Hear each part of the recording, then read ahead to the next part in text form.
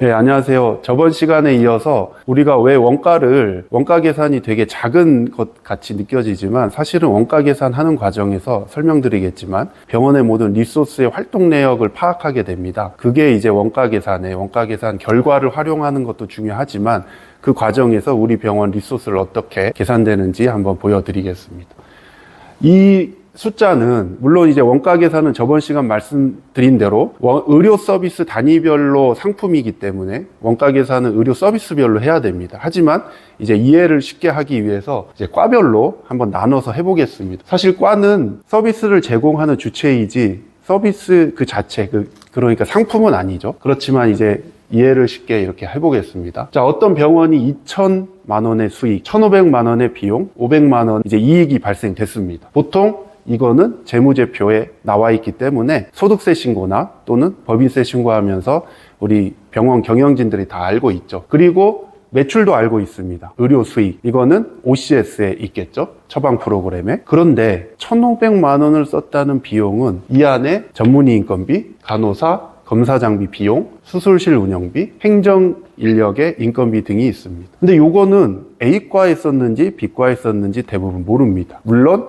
직관적으로 전문의 추적이 가능하겠죠. 그래서 이렇게 두리뭉실하게 세부적으로 나눌 수 없는 상태에서 보통 재무제표가 마감이 됩니다. 자, 여기는 모든 병원 또 의원들이 알고 있는 사실입니다. 그런데 이제 요거를 좀 분석을 하고 싶어서 이제 원가 계산을 시작하게 됩니다. 보통 전통적인 제조업 원가 계산은 중에 직접 추적할 수 있는 건 추적하고 나머지는 공통비로 제조 간접비라고 해서 그냥 어떤 특정 기준에 의해서 배부해 버립니다. 만약에 이제 요 밑에가 이제 배부된 하나의 예시인데요. 1,000만 원은 번 각각의 조직이 있고 전체 이제 우리 병원에 총액은 같겠죠, 당연히. 그런데 이 비용을 추적하기 어렵다고 해서 병원은 어떻게 계산했냐? 의료 수익, 매출 비율로 계산을 했습니다. 자, 매출 비율로 계산을 하면 일견 그래도 이것보다는 분석이 된 것 같지만 사실은 활용할 가치가 없는 데이터일 뿐입니다. 왜냐하면 사실 이거는 인과관계가 전혀 반영되지 않습니다. 매출이 똑같다고 비용을 똑같이 썼을까요? 이제 우리가 상식적으로도 아닌 걸 알고 있죠. 그래서 특히 이제 제조업과 달리 병원은 이제 활동이 되게 중요합니다. 왜냐? 제조업은 예를 들면 이 마커를 만드는 공장이라고 생각해 볼게요. 이 재료를 투입하고 공정의 모든 이제 인력들은 이걸 생산하는 데에만 일을 합니다. 그렇기 때문에 모든 비용이 대부분 추적 가능하고 추적이 조금 어려운 어떤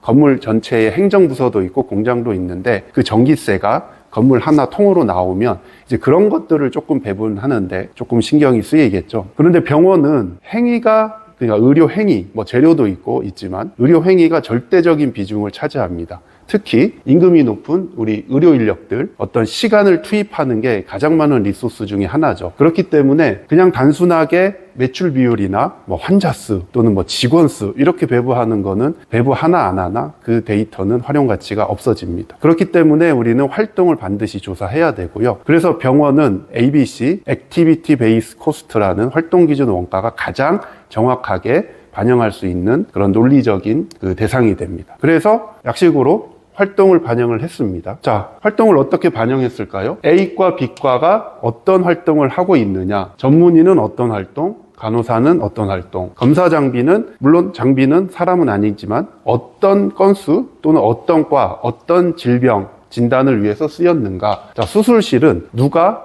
어떤 환자를 위해서 어떤 상병으로 수술을 했는가. 행정에서 공통적으로 병원 경영을 위해서 이제 근무하는 근로자들, 직원분들, 그분들은 그냥 병원을 위해서 한 건 맞지만 구체적으로 어떤 활동, 코로나 지원 활동이든 수납이든 접수든 또 그 접수라고 하면 어느 과 환자를 위해서 시간을 많이 썼는지 그렇게 이제 나오게 됩니다. 자, 이제 활동을 조사했어요. 그래서 결과는 A는 똑같이 1,000만 원이지만 실제 비용은 500으로 배부가 됐습니다. 그 활동을 조사한 결과는 A 간호사 1명을 전담으로 이제 외래 진료 과라고 한번 가정해 보면 간호사 1명은 전담해서 A과에 일을 했습니다. 그리고 행정 인력들의 A과 B과에 기여한 시간을 조사해 봤더니 그냥 반 정도 썼다고 가정하면 행정 비용에서 반을 가져와서 200만 원을 쓰게 된 거라고 이제 분석이 됐습니다.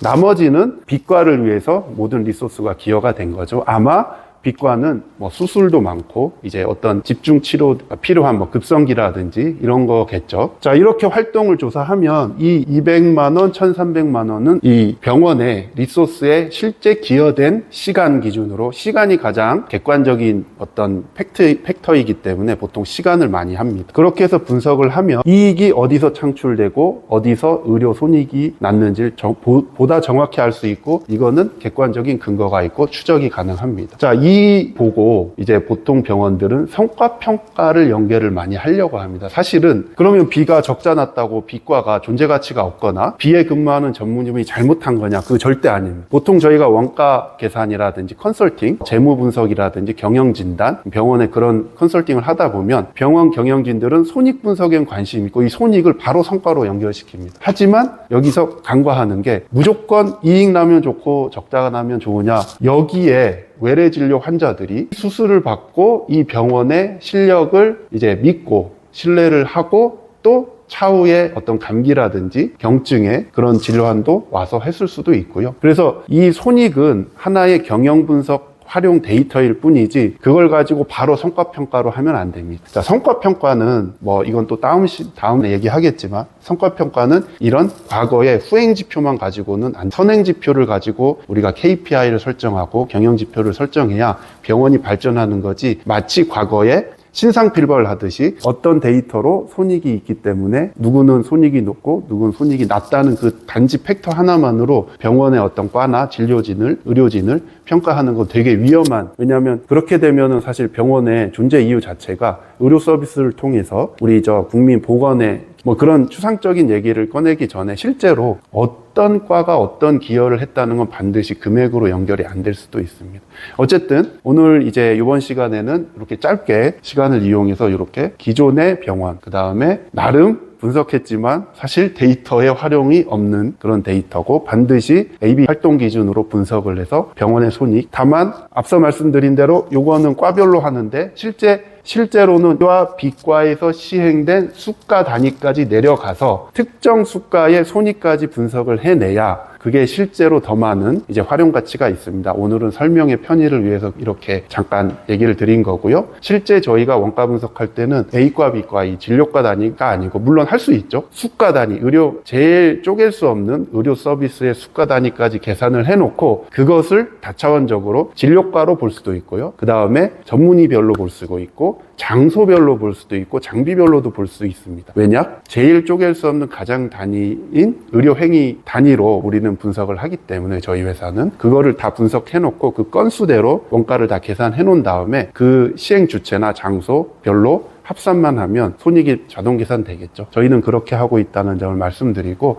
이렇게 원가 계산이, 사실 원가 계산의 필요성은 어떤 병원이든 다 인지를 하고 있는데 그거의 활용이 제한적일 거라고 생각합니다. 지금 이렇게 짧은 예시만 들어도 병원의 모든 리소스를 파악하고 어떤 활동으로 어떤 진료에 기여하는지 추적이 되기 때문에 원가 계산 과정에서 이런 계산 결과를 도출하는 것뿐만이 아니고 프로세스의 비효율성도 찾아서 개선하게 되고요. 특히 이제 재료비는 너무 복잡해서 말씀 안 드렸는데 처방 재료비와 비처방 재료비는 그나마 추적이 되지만 비처방 재료비는 사실상 불출에 아주 큰 이슈들이 많은 병원이 애로를 먹고 있습니다. 하지만 그게 다 돈인데 그게 이제 비효율적으로 관리된다면 안 돼. 이런 원가 계산 과정을 통해서 그런 부분도 개선할 수 있기 때문에 저희 그 원가 계산 솔루션이나 저희 컨설팅 의뢰하시면 이런 부분을 더 면밀히 이제 컨설팅 해드리도록 하겠습니다. 감사합니다.